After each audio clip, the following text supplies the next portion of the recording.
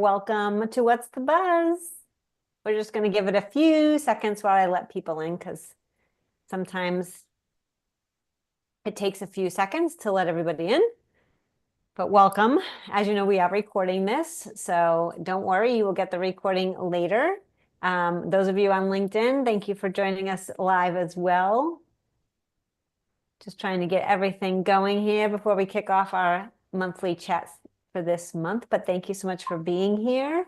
And as you know, if you join me every month, you know this is my What's the Buzz monthly chat video chat series, and I always try to bring on some guests to come chat with us about a specific topic, tip or trick, trend, ERP specific. It could be industry specific. It could be last month we had talking all about the workplace and people you work with. So I try to bring on a variety of different people, talk about a variety of different topics that are very prevalent to our industry. And so very excited to have Julian here from DyNexus Staffing and Recruiting to talk all about pros and cons of hiring and contracting an ERP consultant. So I feel like this is a big topic today because of all the things that are going on, especially the GP to BC narrative that's been going out there and so forth. So I thought this was a very, very hot topic, very buzzworthy topic today. So welcome, Julian, to What's the Buzz?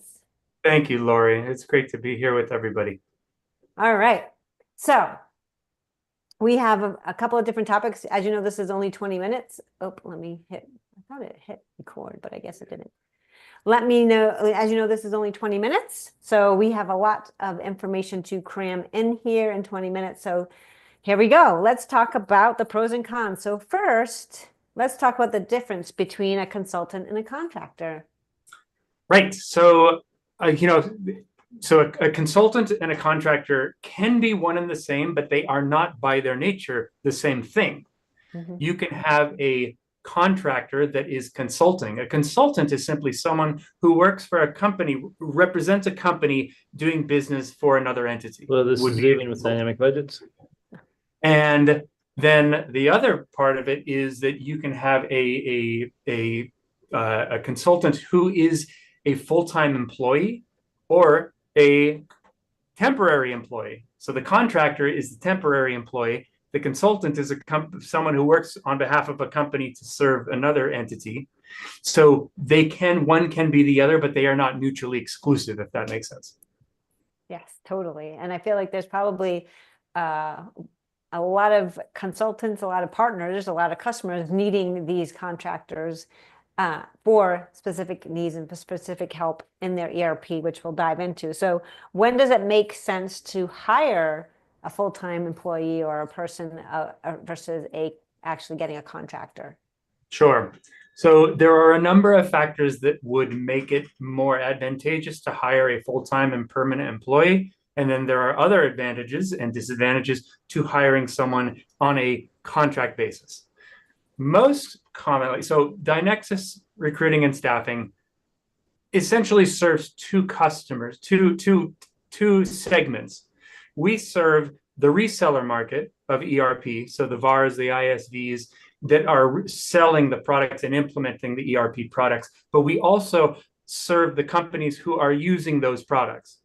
And sometimes it's the VARs, very often it's the partners that bring us in to serve their own clients, because there are certain things that we can do, particularly we're well suited to do more so than other companies. So we are brought in that way. Other times, an end user company will come directly to us by finding us on the internet or through a referral when they have a need.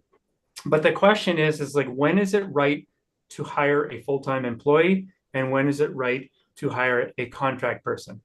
If I were to distill this down to a general sense, the times that it's right to hire a contractor, a temporary person, is when you have a project or a need that requires very specific expertise at this very moment. You need it now, and you need the person who knows not just this ERP, but this module set and this part of accounting or this part of warehousing or construction, where they can come in and fix the problem right now because we have an imminent challenge. So you could think of that person as kind of like a firefighter. You need that person who's very, very expertise and they are right on time to come in and do something critical. And that especially when you don't have that resource on hand. You know, a lot of companies will have certain ERP specialists, but if you have a certain project that requires some expertise that you don't necessarily have that person on, and you probably won't have that project over and over and over and over and over again, the need, that's when you need a specialist to come in and fight that fire. In that case, usually a contractor is good. The times at which it requires a full-time permanent person is more in line with the duties that are needed. Do the things that need to be done, are they things that need to be done again and again and again and again and again? In the case of a VAR, it's a consultant. And if they're implementing Acumatica or D365 or whatever, then they need that person to come in again and again. If it's an ISV and they're implementing an e-commerce system into ERP, they need someone who's going to do that again and again for their clients over the years to come. Mm-hmm. In such a case as that, of course, it makes a lot of sense to bring on someone who's going to have that knowledge or build that knowledge. But then the value of having a full-time permanent person is now that IP is inside of your company. It's not a contractor who next week's going to be working for some other company. They're going to be with you and they're going to be part of your team to grow, to train your other people who get hired. So it's a much more permanent solution to a problem. Those are kind of the two main scenarios, I would say. And that makes sense. And I feel like, you know, a contractor, like you mentioned, is putting out the fires or helping you with that immediate need, but they're also working as an extension of your team to help in those different areas that they don't necessarily have the expertise in and need someone with that skill set on a temporary basis. So I really like that firefighter analogy. You know, the other side of that coin as well is there are disadvantages to both sides too.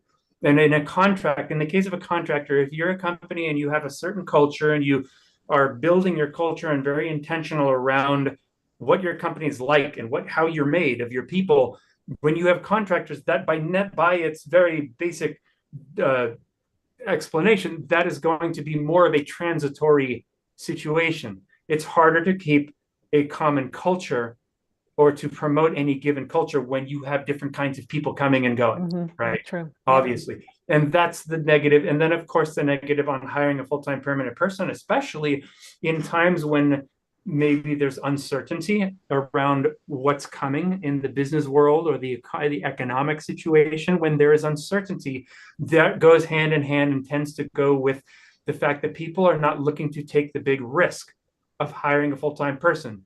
That person's going to earn a salary and benefits.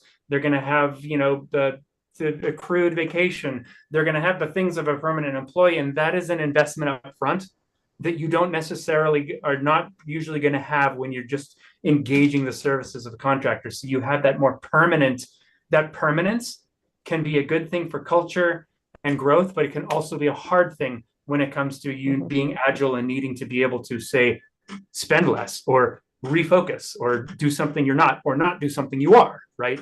Right, exactly. Okay, so how are companies saving time, money, and headaches using a contractor versus, hiring full-time consultant? Sure. So taking VARs, for example, VARs and ISVs, having a team of consultants, there's a few things about it. If you have full-time permanent people, there's always the risk that one of your people leaves for another job. And when they leave, the IP leaves too. And now you don't have that IP, or you don't have that person who can train your next person. All of these things, when you have to regain the IP, or when you don't have the resources to train the people who are in your team to grow into the next senior level resources you have, that's all time and money that it will take to get you to that space.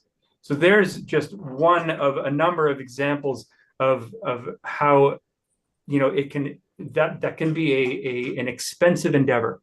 Mm-hmm. Especially when you're on LinkedIn, everybody's, I see all these new notifications. Oh, I got a new job. Oh, I got a new job. Well, I'm looking for a job. Well, I'm looking. So I could see that being, a huge, thing you have to really think about. Again, you have this consultant, the specialty consultant that knows the customers, knows the ERP, and they go to another job. Now you don't have that person anymore. So I feel like you have that, it's a huge gap. And it takes a long time to find that right person to hire again. So, contracting could be the way to go until you either fill that gap or maybe never have to fill that gap. You're right. And I have actually seen a number of partner organizations move to a model of delivery it is a contracting model of delivery. I have some clients, several clients in the Acumatica, in the Intact, and in the D365 space who are using multiple contractors for delivery in terms of being able to provide their services to their customers rather than hiring a team. In fact, they've relied for as an example, they've relied on our talent like DyNexus to contractors that we procure for them to be able to build a team of contractors and be able to deliver that way. There are the natural challenges that come with that building that kind of team, but there are undeniable benefits in keeping contractors, which are 1099 often employees versus full-time W-2 people. There are advantages from a tax standpoint, from a organizational standpoint. They have advantages for sure. Definitely. Yeah. One other thing, could we talk a little bit about could you give us some highlights of those that you've helped in the past and the success that they've had and the challenges they had and how you helped? Yes, sure. Absolutely. So as we all know, in the world of ERP reselling, the talent, there's always more need for the talent than there is the talent out there. To find the right person at the right time has been an issue that has been from time immemorial, since the beginning days of Dynamics SL and way back in the 90s and 80s. Like, this has always been the problem. In fact, this company, my company, was started on the basis of the problem that you couldn't find the right people at the right time. And so one of the challenges when you can't find the right person at the right time is that your clients, they have projects. Like, they hire you because they want to implement the system, they want to go live, and they want to be able to manage their growing business. They needed the right people at the right time, and that is the job of the VAR, the ISV, to be able to provide the services they promise when they promise them. And so some of the challenges that I have found that partner organizations have had in the past is that they haven't necessarily had the exact talent that they need to have on hand. So they have put the talent that was best fit to it. But at times that those people don't yet know enough, or they don't have the expertise to really do a great job on it from the start. And so there's a bit of a mismatch, and a challenge comes up where the client can at times become dissatisfied or unhappy with the service. And so now the partner is in a bind where they need those resources. So what has happened for me in the past with a number of my clients who have been partners have sought our services, contracting services, to be able to provide them to their client, to the customer, the end user of the solution. And that is because, my contractors are from all across North America and in Europe as well. Whereas a partner only has access, really, unless they do some kind of talent sharing between partners. They have access to their own people that they've hired. But I have access to dozens and dozens and dozens of the best contractors that I have found over the 19 years of doing this work. I've found kind of the best people for all of the solutions that I work within across the globe. And so when I can understand what their problem is, I've been able to put key resources in key places to solve key problems at this moment. And they have found that there's been some great advantage. It's saved a number of relationships in terms of between the customer and the VAR. And it's such a wonderful thing to be able to do something that is just net positive. It's good for the customer. It's good for the VAR. It works for my company. It's good for the worker that I am putting to work there. So it's just been a real win. It's been a real win when it works well. Yeah, I think Like you said, contractors are great to fill in those gaps and to help us where we need help. And, obviously we want people to get full-time jobs and feel comfortable with a full-time job. There's just some people out there that need that stability or that know that they have that, guarantee basically. But there's also a great spot for contractors. Hey, I'm a contractor, so I know how it is. There's just that Exactly. great niche for contractors too, to be able to help, like you said, help various different organizations with gaps that they have and fill those gaps and help be an extension of their team and be part of their team, even though they're not really part of their team. They are part of their team because they're helping them and they're an extension of their team. And the end goal for obviously this whole thing is to help the clients be successful on whatever program, ERP platform they're running, and Yeah. making sure they're utilizing it and making sure that they have the people to help them, as you said, grow their business. Yeah. And one of the hardest things about having a team of contractors when you're doing that kind of thing, and this is actually a part that I've found that I have a really important role to play as the leader of my own company. It's providing this resource. When you have a bunch of contractors, it is like a lot of cooks in the kitchen because contractors tend to be very highly capable, highly broadly experienced people. So they know how to read a balance statement. They know what it is to, they have an intricate understanding of these things. And so unlike a more junior person who will seek guidance, perhaps, these people are used to stepping in and fixing things. And when you got everybody stepping in and fixing, that's like that's like 10 lead cooks in a kitchen at a restaurant. You're going to have a lot of this stuff. So what has become incredibly key is having some form of a very intentional form of communication, a structure of communication. And that's hard when you are trying to serve your client and you're also trying to sell the new clients and you've got all these contractors and they all do different things and they have different ways and different methodologies. That can become a real mess. So I have found being able to step in and try to help to set the structure of communication and facilitate that everybody's getting what they need across to the other person and making sure people understand where are the limits, what are the boundaries, what is my responsibility, what do I really need, what does this person need, that kind of thing. If it's not done right, it can really backfire. So that's been a real key part of the success of doing this with a lot of contractors. Yeah, I bet. Okay, before we wrap things up, I guess one last thing you want to share with everybody, just to get a little bit to understand what you offer, how you help, where they can find you. And we can also make sure that when we send out this recording email, I'll have this your contact information as well. Absolutely. Yes. So my company is called DyNexus Recruiting and Staffing. We started in Microsoft Technologies. We picked up Sage. We picked up Acumatica. Primarily, those three products are where we work, but we also work in NetSuite. We've worked in Epicor. We've worked in Infor. We've done a lot of different things as those needs have arisen. And we work for both partners, which is ISVs and VARs, but we also do a lot of stuff for customer and user customers as well. And we provide great contractors. We do great recruiting work.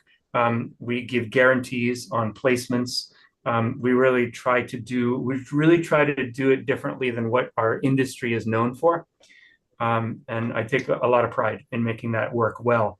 So, and my email, if you want my contact information, if anybody is free to get in touch with me. I am at Julian S, that's JULIANS at DyNexusGroup.com. And of course, you can give me a call. My direct line is 206-466-1342. And I'm very happy to help anybody who would ever need a problem, even if they don't have a need that's going to buy something from me. We create a salary guide, which you can download from our website, DyNexusGroup.com. We created one that just went live. Now it's been like 4 months, actually, but it's the 2025 ERP salary guide where you can just download it from our website. It's on my front page, and it gives you a great understanding of what the market is bearing in terms of jobs and what people are earning.